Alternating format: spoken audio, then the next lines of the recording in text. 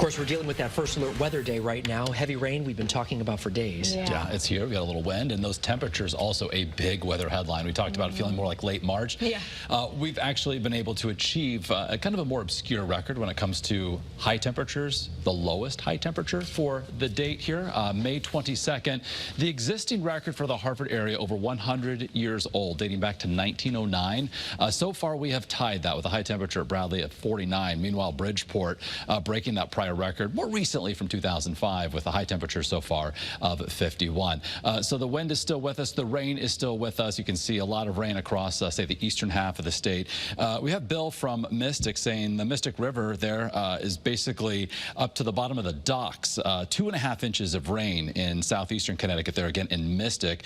Jeff in Staffordville, 1.26 inches of rain, and Roger in Wethersfield closing in on the 1-inch mark. And these totals will continue to increase as the evening progresses. You can see the bands of rain pivoting from east to west across our state. Check a First Alert Live radar. This is animating over the last 30 minutes to capture the movement. So we've got one band of heavier rain moving away from Tolland through Summers, Ellington, Vernon, along 84 there down toward Route 2. Then also Eastford, Ashford through Stores, moving out of Brooklyn through Wyndham into Lebanon right now. So heavy rain reducing visibility, of course, a concern for ponding, therefore hydroplaning if you're out and about driving this evening, and more of that wet weather, of course, that rain coming down at a pretty good clip all across southeastern Connecticut there, right over 395 where it meets up with Route 2.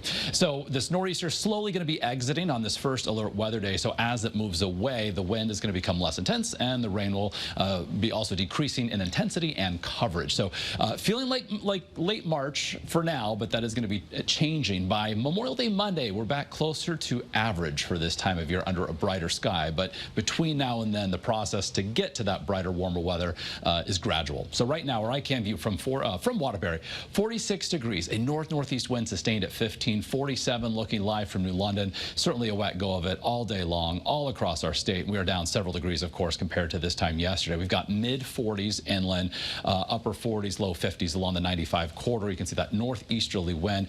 Sustained winds right now, 10 to 20 miles an hour. Occasionally, we're getting some gusts near 30. Those winds could go a little bit stronger as the evening progresses.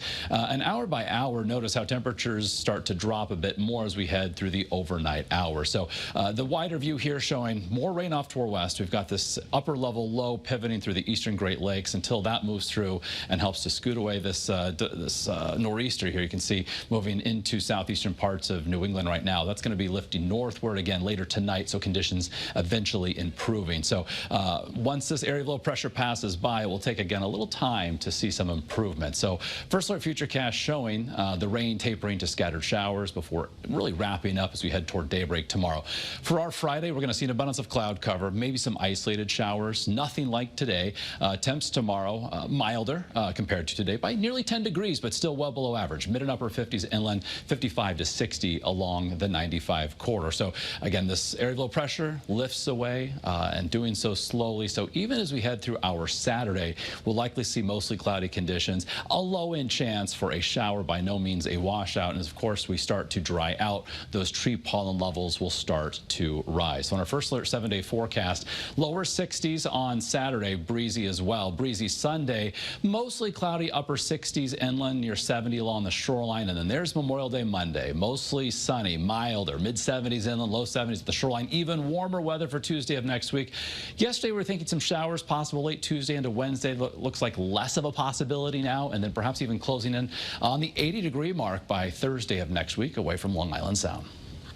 And right now, of course, we want to bring you the very latest on the National Hurricane Center with their outlook today for the hurricane season. Mike Slifer has much more on that topic. Mike. Thanks, Mark. Certainly nothing to talk about right now across the Atlantic Basin, but hurricane season doesn't officially begin in the Atlantic until June 1st, 1 week from Sunday. And this is the official NOAA outlook. Another year forecast to be above average. On average, we see 14 tropical storms. The forecast, 13 to 19 So even the low end of this forecast is near average, and then from there on out, it's above.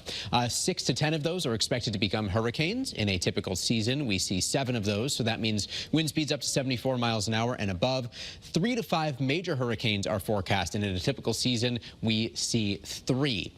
The season runs through November 30th. There are a couple of factors here that really allow us to get a good idea of why the season could be above average. So we're neither in an El Nino or a La Nina. It's a neutral base state for us, which means some weaker wind shear is possible across the Atlantic basin. Less wind shear allows those storms to actually develop. Wind shear can tear them apart. Plus, ocean temperatures remain warmer than average. This is the fuel for those tropical systems, and the West Africa monsoon is expected to be a little bit farther north than normal. So that's usually what allows those long track tropical waves. The first name on the list this year is Andrea. After that, we go to Barry. And even though we haven't had a direct landfall here in Connecticut since Gloria in 1985, we can still see some significant impacts when storms pass by. For example, Irene in 2011, Sandy in 2012, and Isaias in 2020. In the studio, Mike Slifer, Channel 3 Eyewitness News. All right, Mike, thank you very much. There has been a lot